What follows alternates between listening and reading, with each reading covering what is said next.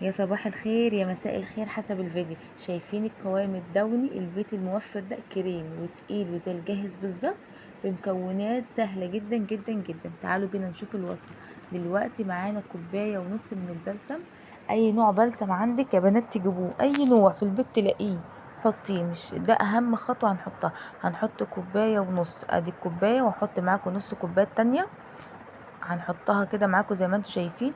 وبصوا بقى يا بنات، الدوني ده بصوا خطير جدا جدا جدا وقوامه تقيل جدا. وهقولك على تكه، لو القوام معاكي بيتيه مثلا، انا بيته ليله كامله ولسه خفيف زي ما انت شايفه ولسه خفيف، هقولك تعملي ايه بالظبط.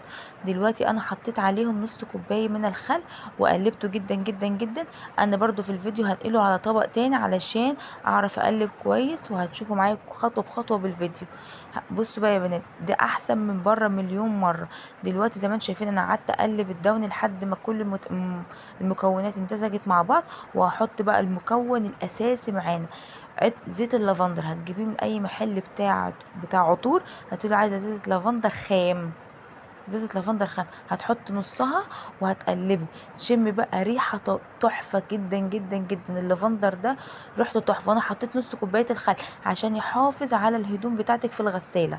تمام، هيحافظ على الهدوم في الغساله ويحافظ على الغساله ذات نفسها. بص بقى، انا عايزه لون الموف، انا قلت اجيب نقطتين من الاحمر على نقطتين من الازرق، وهقلبهم مع بعض. طبعا بص، هو اللون مش هيبان دلوقتي، لما تسيبيه يتقل كده واللون هيبان زي ما انت ما كنت شايفه في اول الفيديو. هتقعدي تقلبي، هو بس بياخد غلبة في التقليب، بس انا ايه، قلت اوريكم الخطوه بخطوه زي ما انتم شايفين كده يا بنات.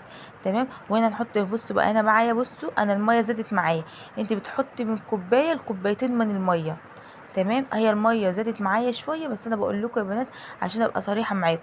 لو لقيتوا القوام خفيف بعد ما يرتاح، هو كان فعلا خفيف معايا من ساعه لساعتين، دوبوا فيه معلقه نشا كبيره على نص كوبايه ميه، وضيفوها للخليط بالتدريج وقلبوها وسيبوها لتاني يوم.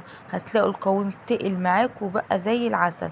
ولو وصلت لحد هنا ما تنسيش تعمل لايك للفيديو واشتراك في القناه وتفعل زر الجرس يوصلك كل جديد.